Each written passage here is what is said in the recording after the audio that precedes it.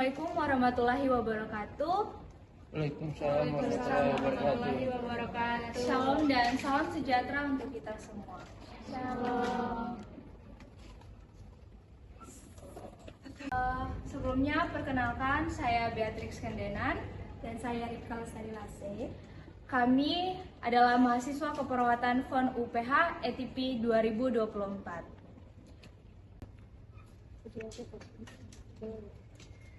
Puji dan syukur kita haturkan kehadirat Tuhan Yang Maha Kuasa karena atas berkat dan rahmat-Nya sehingga kita boleh berkumpul di tempat ini untuk melaksanakan sosialisasi diabetes mellitus.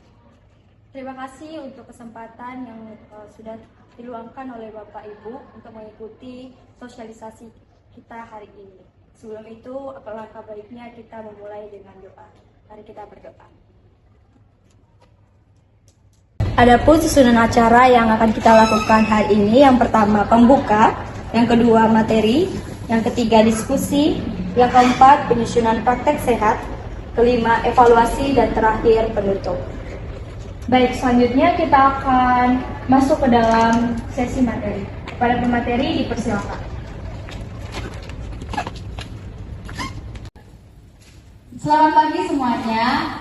Senang bertemu dengan Bapak dan Ibu di tempat ini. Terima kasih juga untuk kesempatannya. Kami adalah mahasiswa FON ETP 2024 yang pada hari ini berkesempatan untuk memberikan sosialisasi terkait diabetes mellitus dan juga bagaimana pencegahan serta penanganannya.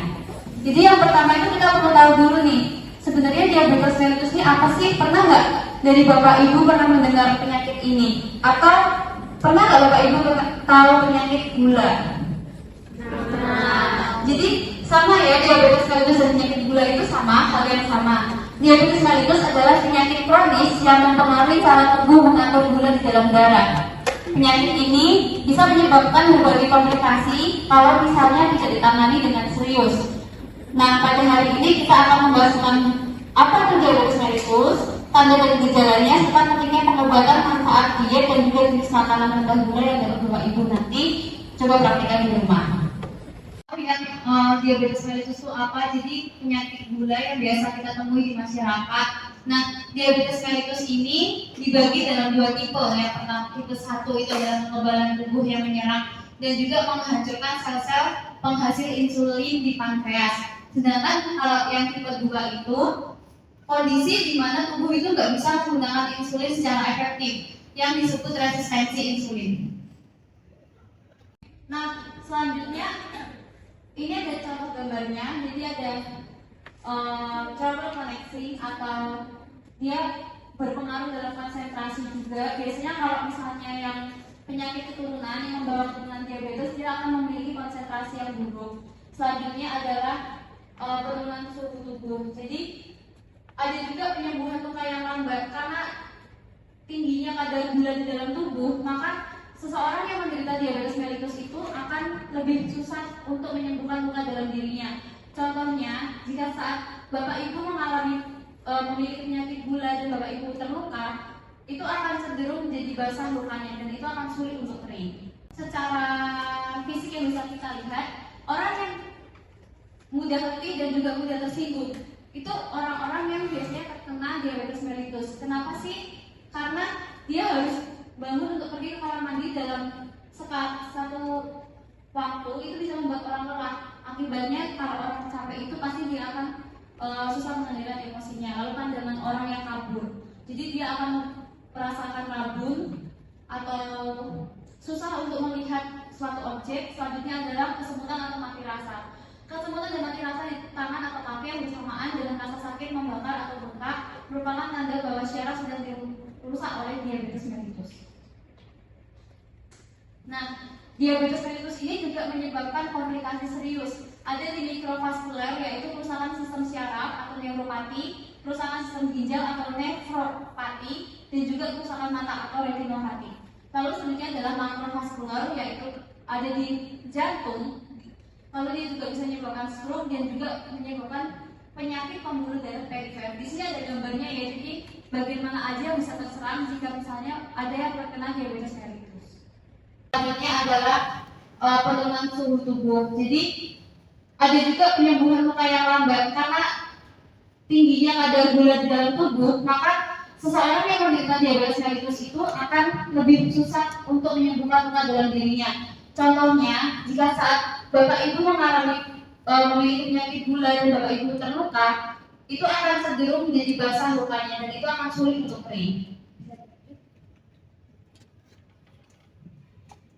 Lalu secara fisik yang bisa kita lihat, orang yang mudah letih dan juga mudah tersinggung itu orang-orang yang biasanya terkena diabetes mellitus. Kenapa sih? Karena dia harus bangun untuk pergi kamar mandi dalam satu waktu, itu bisa membuat orang lelah. Akibatnya kalau orang sampai itu pasti dia akan susah mengendalikan emosinya. Lalu pandangan orang yang kabur, jadi dia akan merasakan rabun atau susah untuk melihat suatu objek. Selanjutnya adalah kesemutan atau mati rasa. Kesemutan dan mati rasa di tangan atau kaki yang bersamaan dan merasa sakit, membakar atau bengkak merupakan tanda bahwa syaraf sedang dirusak oleh diabetes mellitus. Nah, diabetes mellitus ini juga menyebabkan komplikasi serius. Ada di mikrovaskular, yaitu kerusakan sistem syaraf atau neuropati, kerusakan sistem ginjal atau nefropati, dan juga kerusakan mata atau retinopati. Lalu selanjutnya adalah makrovaskular, yaitu ada di jantung. Lalu dia juga bisa menyebabkan stroke dan juga menyebabkan penyakit pembuluh darah perifer. Di sini ada gambarnya ya, jadi bagaimana aja bisa terserang jika misalnya ada yang terkena diabetes mellitus. Nah, apa sih hal yang penting bagi penderita diabetes mellitus? Pastinya yang pertama adalah pengobatan, karena kita semua perlu untuk mengobati itu. Apa saja yang perlu kita perhatikan? Secara eksternal kita perlu dukungan dari keluarga. Orang yang sakit akan lebih mudah untuk sembuh jika dia memiliki lingkungan yang mendukung dia untuk sembuh. Aktivitas fisik. Orang yang memiliki diabetes mellitus itu biasanya cenderung cepat capek, tetapi tidak dipungkiri bahwa orang-orang dengan sakit diabetes mellitus perlu beraktivitas supaya membantu tubuhnya mengontrol kadar gula dalam tubuh. Lalu selanjutnya, mengapa pengobatan diabetes mellitus ini penting? Yang jelas adalah untuk membantu penderita mencegah dan mengelola penyakit supaya dapat menjalani hidup dengan lebih bermakna. Nah, selain itu kita juga punya saran atau kita juga sudah mencoba menyusun materi kita, di mana kita juga memberikan materi diet. Kenapa sih orang-orang dengan diabetes mellitus itu perlu diet? Yang pertama ya tadi untuk mengatur kadar gula dalam tubuh. Karena jika kita bisa diet makan dengan baik, maka konsumsi gula tubuh kita dalam satu hari itu pasti akan terkontrol. Mengontrol gula darah dan juga mengatur penurunan berat badan.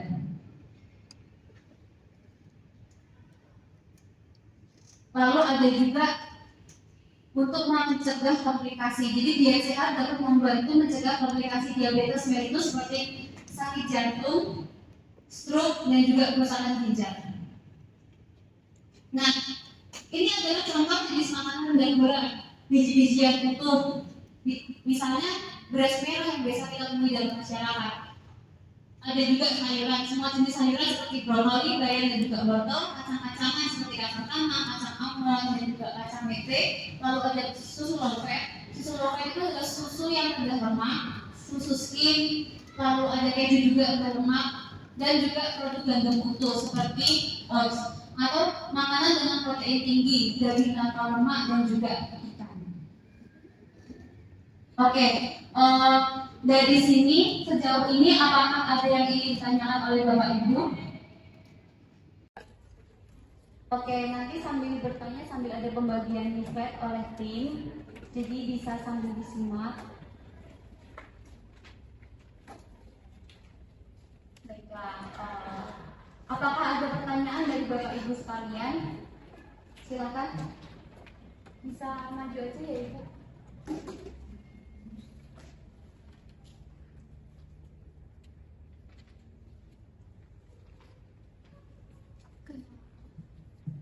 Kenapa orang yang diabetes tidak boleh makan beras putih? Oke, pertanyaan yang baik. Jadi orang yang memiliki diabetes itu bukannya nggak boleh makan beras putih ya, tetapi mengurangi dan menjaga. Alangkah baiknya makannya itu adalah biji-bijian utuh seperti beras merah. Kenapa sih? Karena beras putih dan beras merah memiliki kandungan gula yang berbeda. dalam banyak studi yang sudah dibuktikan, dirisetkan, bahkan masuk dalam lab, beras merah itu terbukti memiliki kandungan gula yang lebih rendah sehingga ia bisa membantu tubuh untuk mengatur kadar gula darah dalam tubuh. Seperti itu Ibu. Selain itu juga makanan yang diserap seperti beras merah itu sangat cocok untuk tubuh yang kesulitan untuk mengatur glukosa dalam tubuh. Ya. Apakah ada lagi yang mau bertanya? Oh ya, berarti Bapak dan Ibunya nanti gantian. Silahkan Pak. Disebutin mana? Jadi perkenalkan nama saya ini. Jadi di sini saya mau tanya apakah penyakit diabetes itu dapat disembuhkan secara total atau gimana Bu? Kasih.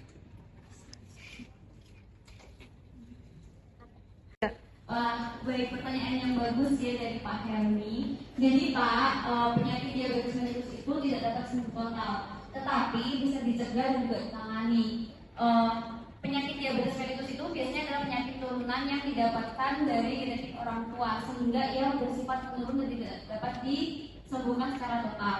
Tetapi diabetes ini bisa dikurangi atau dikontrol supaya tidak memicu komplikasi yang lainnya seperti tadi jantung, stroke, dan juga penyakit komplikasi yang lain. Apakah bisa dipahami? Oke. Tadi dari Ibu bisa bertanya.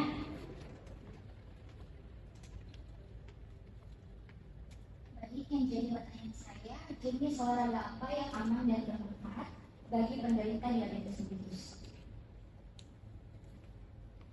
Untuk penderita diabetes mellitus itu kita sarankan tidak boleh terlalu banyak beraktivitas. Maksudnya adalah kita boleh berolahraga, tetapi tidak boleh olahraga yang dalam skala besar ya dan skala yang berat. Jadi contohnya bisa berjalan kaki setiap hari sekitar 10 sampai 15 menit. Lalu kalau untuk ibu-ibu nih misalnya kayak suka bersih-bersih rumah, terus nyapu, ngepel, nyuci tanpa mesin, itu adalah salah satu contoh olahraga yang bisa dilakukan dengan ringan. Jadi kan tubuh kita bergerak sehingga tubuh membantu tubuh bisa mengatur kandungan gula di dalam tubuh. Lalu selanjutnya juga untuk bapak-bapak nih, misalnya kalau suka ternak ayam atau kayak punya peliharaan anjing lah di rumah, itu bisa diajak jalan sore, jalan pagi, atau kalau misalnya punya anak yang masih kecil, bisa tuh sambil jalan-jalan sama anaknya sore-sore atau temenin anaknya buat main. Itu adalah contoh olahraga ringan yang bisa dilakukan oleh penderita diabetes mellitus. Apakah terjawab? Baik. Untuk sesi materi dan juga diskusi dari saya sudah cukup. Apakah ada yang ditanyakan lagi? Baiklah. Terima kasih untuk kesempatan bagi kami dapat memberikan materi dan juga sosialisasi terkait bagaimana cara menanganinya. Waktu saya kembalikan kepada Ibu. Selanjutnya kita akan masuk ke dalam sesi pemaparan praktek sehat. Pada tim, kami persilakan. Baik Bapak dan Ibu sekalian, di sini kami berdua selanjutnya akan menjelaskan terkait praktek penyusunan makanan sehat. Sebelumnya perkenalkan, saya Aina Fina Sinaga dan rekan saya Persya Julia. Dan di sini kita akan berdiskusi saja mengenai kira-kira makanan apa saja yang bisa diisi di dalam piring yang kosong ini. Baik, apakah Bapak Ibu ada yang ingin berdiskusi lagi mengenai apa makanan yang bisa ditaruh di dalam piring ini? Oke, boleh Bapak yang angkat tangan? Terima kasih. Jadi kalau saya di rumah itu yang porsi besar biasanya nasi. Terus misalnya yang bagian kiri ini biasanya di ayam gitu. Terus yang bagian atasnya lagi sayuran seperti wortel atau kol gitu. Apakah ada lagi yang ingin kaitannya? Boleh Bapak?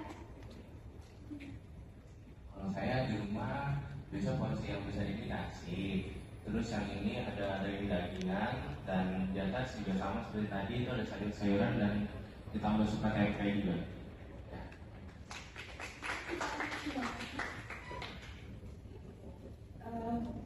baik, selanjutnya di sini kita akan ada menu diet makan diabetes. Itu apa aja sih? Yang pertama ada rendah kalori, terus rendah lemak jenuh, tinggi karbohidrat kompleks, dan tinggi lemak tak jenuh.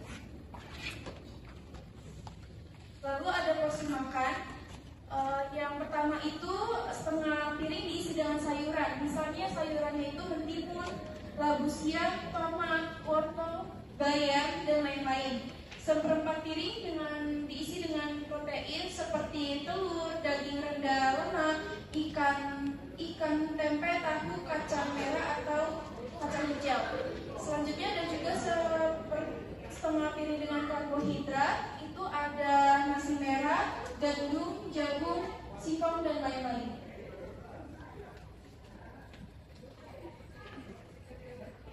Baik Bapak Ibu, itu saja penjelasan dari kami.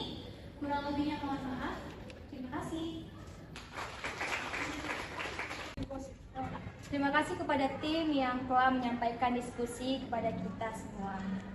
Oke, baik Bapak Ibu, kami telah menyediakan link serta ada barcode evaluasi yang tertera di layar yang bisa Bapak Ibu akses. Jadi evaluasi ini bertujuan untuk menilai sejauh mana kegiatan yang kami laksanakan ini telah mencapai tujuan dan sasaran yang telah kami tetapkan. Kemudian ini juga untuk mengumpulkan data dan masukan untuk menyempurnakan peningkatan kualitas kegiatan kami yang akan kami lakukan di kemudian hari.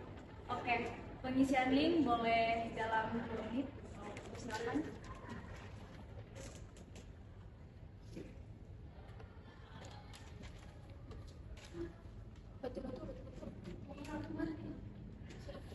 Betul ya. Biar